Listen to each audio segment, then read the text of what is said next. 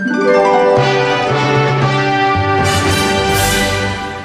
bomo, kot sem dejal, če povzamem vse, kar bomo delali vnaprej, najprej odločno nadaljevali z odkrivanjem in pregonom vseh oblik gospodarskega kriminala in korupcije.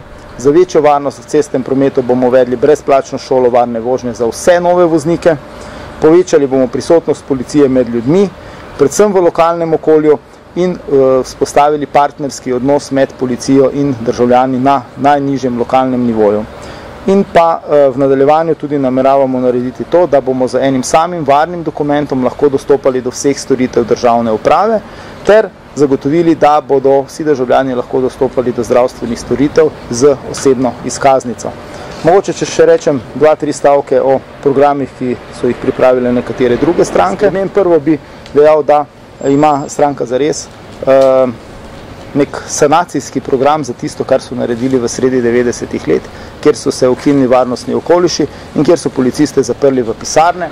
Koncept finančne policije, ki je predstavljen, kaže seveda neke velike slabosti, pomanjkljivosti. O konceptu finančne policije bomo mi zelo temeljito razmislili, naredili analize in se šele potem odločili, kako z tem projektom dalje.